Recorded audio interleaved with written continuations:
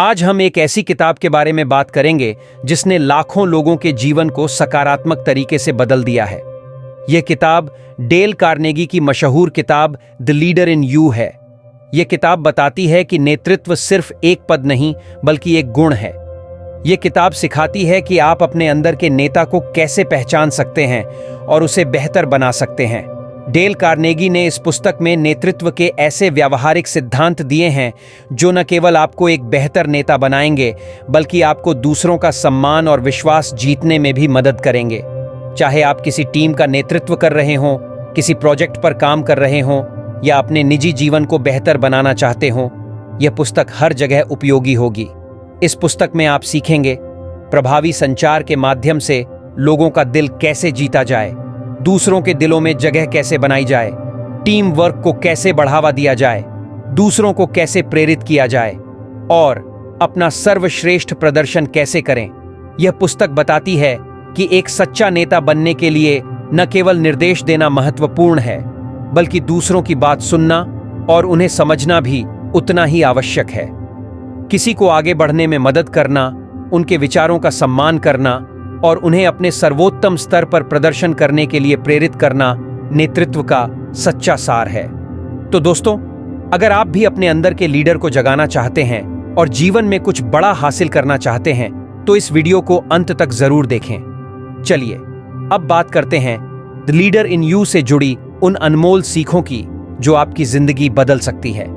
Number 1, सरल लेकिन प्रभावी नेतृत्व कौशल।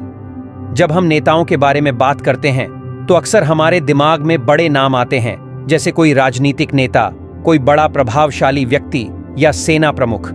कुछ लोग गांधी जी को याद करते हैं तो कुछ नेहरू जी को। लेकिन क्या आपने कभी सोचा है कि नेतृत्व केवल बड़े पदों तक सीमित नहीं है? नेतृत्व हमारे व्यक्तिगत और व्यावसायिक जीवन दोनों में बहुत उपयोगी है। चाहे आप किसी भी पद पर हों, एक अच्छा नेता बनना हर व्यक्ति के लिए फायदेमंद होता है। तो सवाल यह है, ऐसे कौन से काम हैं जो आपको एक प्रभावी नेता बना सकते हैं? मैं आपको अपने दोस्त दीपक की कहानी बताता हूं। अपने बिजनेस सर्कल में हर कोई दीपक को एक स्वाभाविक नेता मानता है, लेकिन यह सम्मान उन्हें उनके पद के कारण नहीं बल्कि उनके 2 बहुत ही सरल लेकिन प्रभावी गुणों के कारण दिया जाता है। पहला गुण, दीपक समय के पाबंद हैं। चाहे कोई मीटिंग हो, सेमिनार हो या कोई भी समारोह हो, वह हमेशा समय पर पहुंचते हैं। दूसरा गुण, दीपक सभी के साथ बहुत सम्मान से पेश आते हैं। वह हर किसी को उनकी उम्र या पद की परवाह किए बिना समान सम्मान देते हैं। ये खूबियां आपको बेहद साधारण लग सकती हैं, लेकिन इन्हीं खूबियों की वजह से दीपक को इतना सम्मान मिलता है और लोग उन्हें प्रेरणादायक शख्सियत मानते हैं। अब सवाल उठता है, क्या नेतृत्व का कोई निश्चित फॉर्मूला होता है? नेतृत्व का मानना है कि इसका कोई निश्चित फॉर्मूला नहीं है। यह आपके गुणों और दूसरों को प्रेरित करने की आपकी क्षमता पर निर्भर करता है। उदाहरण के लिए मदर टेरेसा, उन्होंने अपनी दयालुता और करुणा से लाखों लोगों का जीवन बदल दिया। दीपक, उनके नेतृत्व, समय की पाबंदी और सम्मानजनक व्यवहार ने उन्हें एक आदर्श बना दिया। याद रखें, एक अच्छा लीडर वही होता है जो खुद एक उदाहरण पेश करता है और अपने साथ साथ दूसरों को भी आगे बढ़ने के लिए प्रेरित करता है। अब सोचिए, क्या आप में वो गुण हैं जो आपको एक बेहतरीन लीडर बना सकते हैं? नंबर 2, परिभाषित उद्देश्य, आत्मनियंत्रण और प्रतिबद्धता। गोल के बिना जीना बिना नक्शे के जंगल में भटकने जैसा है। कोई दिशा नहीं, कोई गंतव्य नहीं और बस समय की बर्बादी। ये तो हम सभी जानते हैं, लेकिन फिर भी बार बार वही गलती करते हैं। कारण क्या है? यह एक स्पष्ट और केंद्रित लक्ष्य की कमी के कारण है। अब सोचिए, क्या हो सकता है जब आपका लक्ष्य बहुत स्पष्ट हो और आप समर्पण और प्रतिबद्धता के साथ उसे हासिल करने के लिए तैयार हों? जवाब है, कुछ भी असंभव नहीं है। दशरथ मांझी, जिन्हें दुनिया माउंटेन मैन के नाम से जानती है, इसका सबसे बड़ा उदाहरण है। उनकी कहानी प्रेरणा का अद्भुत स्रोत है। दशरथ मांझी की कहानी। बिहार के एक छोटे से गांव में रहने वाले दशरथ मांझी के जीवन में एक ऐसा पल आया जिसने सब कुछ बदल दिया। उनके गांव और शहर के बीच एक बड़ा पहाड़ था। शहर तक पहुंचने के लिए ग्रामीणों को इस पहाड़ पर चढ़कर घंटों का सफर तय करना पड़ता था। एक दिन दशरथ की गर्भवती पत्नी गंभीर रूप से बीमार पड़ गई। उन्हें तुरंत इलाज की जरूरत थी, लेकिन पहाड़ के कारण समय पर इलाज नहीं मिल सका और फिर दशरथ ने अपनी पत्नी को खो दिया। इस घटना ने दशरथ को पूरी तरह से झकझोर दिया, लेकिन हार मानने के बजाय उन्होंने एक बड़ा निर्णय लिया। उन्होंने निश्चय किया कि वह उस पहाड़ के बीच से रास्ता बनाएंगे। उनके पास क्या था? सिर्फ छेनी और हथौड़ा, लेकिन उनके इरादे किसी भी बड़े हथियार से कम नहीं थे। लोगों की प्रतिक्रिया? गांव वालों ने उनका मजाक उड़ाया। लोग उन्हें पागल कहते थे, लेकिन दशरथ के पास एक मजबूत कारण था। वह नहीं चाहते थे कि उस पहाड़ की वजह से कोई और अपने प्रियजनों को खोए। दृढ़ संकल्प और कड़ी मेहनत का जादू। दशरथ ने बिना रुके दिन रात मेहनत की। उनकी मेहनत के कई साल बीत गए, लेकिन उनका हौसला नहीं टूटा। धीरे धीरे गांव वालों ने उनके समर्पण को पहचाना और उनका समर्थन करना शुरू कर दिया। और फिर 22 साल की कड़ी मेहनत के बाद दशरथ मांझी ने असंभव को संभव कर दिखाया। उन्होंने पहाड़ के बीच से एक सड़क बनवाई। जहां पहले 5 से 6 घंटे का सफर लगता था, अब सिर्फ 30 मिनट में पूरा हो जाता है। इस सड़क को आज दशरथ मांझी मार्ग के नाम से जाना जाता है। दशरथ मांझी की कहानी हमें सिखाती है कि जब आपका लक्ष्य स्पष्ट हो और इरादे मजबूत हों, तो कोई भी मुश्किल आपको रोक नहीं सकती। दुनिया भले ही तुम्हें पागल कहे, लेकिन एक दिन वही लोग तुम्हें पहचान लेंगे।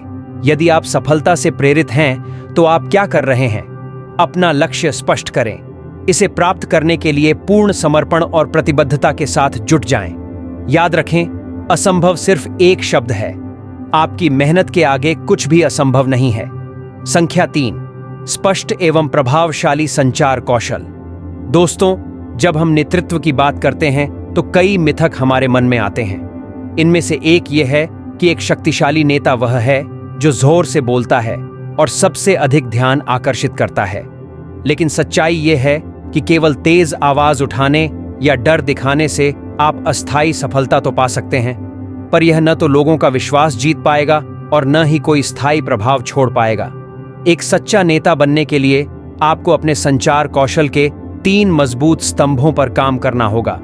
स्पष्टता, अपने शब्दों को स्पष्ट और समझने योग्य बनाना। सक्रिय सुनना, दूसरों को ध्यान से सुनना। भरोसा, लोगों का विश्वास जीतना। यदि आप इन 3 स्तंभों को अपनाते हैं तो आप प्रभावशाली नेता बन सकते हैं। आइए इन्हें विस्तार से समझते हैं। पहला कदम, स्पष्टता और आत्मविश्वास के साथ बोलें। एक महान नेता बनने के लिए पहला कदम है बोलने की कला में महारत हासिल करना। आपके शब्द न केवल संदेश देने वाले होने चाहिए, बल्कि सुनने वाले के दिल तक भी पहुंचने चाहिए। याद रखें, शब्दों में इतनी ताकत होती है कि वे एक दोस्त को दुश्मन में बदल सकते हैं और दुश्मनों को दोस्त बना सकते हैं। कैसे बोलें? अपने संचार को नरम, स्पष्ट और भावुक रखें। आपके शब्द प्रेरणादायक हों और श्रोताओं को अपने विचार साझा करने के लिए प्रोत्साहित करें। आत्मविश्वास और सकारात्मक दृष्टिकोण के साथ बोलें ताकि आपकी टीम प्रेरित और सक्रिय महसूस करे। महत्वपूर्ण बात, संचार का मतलब केवल बोलना नहीं है, आपको पहल करनी होगी। अगर आप नेता बनना चाहते हैं तो सबसे पहले अपनी आवाज उठानी होगी और दूसरों को अपनी बात सुनने के लिए प्रेरित करना होगा। दूसरा कदम, एक पेशेवर की तरह सुनना। एक महान नेता सिर्फ वह नहीं है जो बोलता है, बल्कि वह भी है जो सुनता है। याद रखें, प्रभावी संचार का आधार है सुनना। कैसे सुने? अपनी टीम के प्रत्येक सदस्य के विचारों और सुझावों को ध्यान से सुने। सुनने से आप न केवल बेहतर निर्णय लेते हैं, बल्कि अपनी टीम को यह महसूस कराते हैं कि वे महत्वपूर्ण हैं। सुनने के लाभ, नेतृत्व का मतलब अपनी बात मनवाना नहीं है, बल्कि सबको साथ लेकर चलना है। एक सच्चा नेता हर व्यक्ति को महत्व देता है और उनकी राय का सम्मान करता है। सुनने से आप लोगों का विश्वास अर्जित करते हैं और उनके साथ एक मजबूत संबंध बनाते हैं। तो दोस्तों, एक प्रभावशाली नेता बनने के लिए याद रखें, स्पष्टता के साथ बोलें, ध्यान से सुनें और लोगों का विश्वास जीतें। आखिरकार, संचार केवल शब्दों का आदान प्रदान नहीं है, यह दिलों को जोड़ने का एक जरिया है। तीसरा कदम, कमाएं और विश्वास बनाएं। विश्वास वह नींव है जिस पर किसी भी नेता की सफलता टिकी होती है। जब तक आपकी टीम आप पर और आपके माहौल पर भरोसा नहीं करेगी, तब तक आप कुछ नहीं कर पाएंगे। जब तक वह अपने विचारों और विचारों को खुलकर साझा नहीं करती। एक सफल नेता वह है जो अपनी टीम के लिए सकारात्मक और सहायक माहौल बनाता है। लोगों को यह महसूस कराएं कि उनके विचार और राय मायने रखते हैं। जब लोगों में यह विश्वास विकसित हो जाएगा कि आप उनकी बात सुनने को तैयार हैं, तो उन्हें लगेगा कि उनके विचार और राय मायने रखती हैं। जब आप उनकी बात सुनते हैं और उनकी सराहना करते हैं, तो वे पूरे समर्पण के साथ आपका सहयोग करते हैं। तो दोस्तों, अगर आप एक प्रभावशाली नेता बनना चाहते हैं, तो इन 3 कदमों को अपने जीवन में अपनाएं। स्पष्टता से बोलें, ध्यान से सुनें, लोगों का विश्वास जीतें। याद रखें, नेता वही व्यक्ति होता है जो न केवल लोगों का मार्गदर्शन करता है, बल्कि उन्हें प्रेरित भी करता है। अब आपकी बारी है अपने संचार कौशल को मजबूत करने और नेतृत्व की दुनिया में उत्कृष्टता हासिल करने की। प्रभावशाली नेता बनने के चौथे नंबर के तरीके। क्या आपने कभी सोचा है कि महात्मा गांधी इतने महान नेता थे? वह एक नेता कैसे बने? कैसे उन्होंने लाखों लोगों को एकजुट किया और अंग्रेजों को भारत छोड़ने के लिए मजबूर किया? यह कोई जादू नहीं था, बल्कि एक सामान्य उद्देश्य के लिए लोगों को एकजुट करने की उनकी क्षमता थी।